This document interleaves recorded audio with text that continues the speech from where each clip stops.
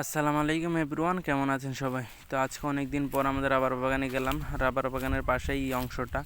ভিডিওর শুরুতে যেগুলো দেখেছিলেন এগুলো হলো কচুর ছড়া, আর এইগুলো হলো হলুদ গাছগুলো উঠেনি, কচুর গাছগুলো উঠে গিয়েছে। আর আমাদের টিলার উপরে দুইটা কাঁঠাল গাছ আছে, প্রথমে একটা দেখেছেন আর অপরটা হলো এটা।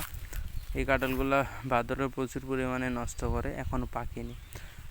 আমি এখন চলে আসলাম আমাদের রাবার বাগানে। আমি মূলত এসেছি রাবার বাগানে কাজ করার জন্য। আমাদের কিছু রাবার গাছের চামড়া মারা গিয়েছে, সেইগুলো পরিষ্কার করার জন্য। সেগুলো যদি পরিষ্কার না করি তাহলে সেইগুলোর নিচে পিঁপড়া বাসা বেঁধে গাছটাকে নষ্ট করে ফেলে, তাই দাঁত দিয়ে চামড়াগুলো পরিষ্কার করে দিচ্ছি।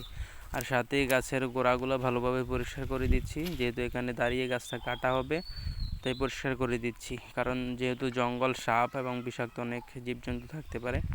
আর আমাদের রাবার বাগানের পূর্ব পাশে একটা ধানের জমি, সেটা ধানটা কেটে নিয়ে গেছে। আর আমাদের রাবার বাগানের উপরেই একটা তুলা গাছ ছিল, কে বা কারা জানি সেই তুলা গাছের ডাল কেটে তুলাগুলা নিয়ে গিয়েছে। তুলা তো নিয়েছে, সাথে গাছটাও কেটে ফেলেছে। খুব একটা দুঃখজনক ব্যাপার। মানুষ যে কী করে বুঝতে পারি না, অন্যের কিছু দেখলেই তাদের লোভ পায়, সেগুলো নিয়ে যায়। এই কিছু তুলা ফেটে নিচে পড়ে গেছে, এই যে তুলাগুলা।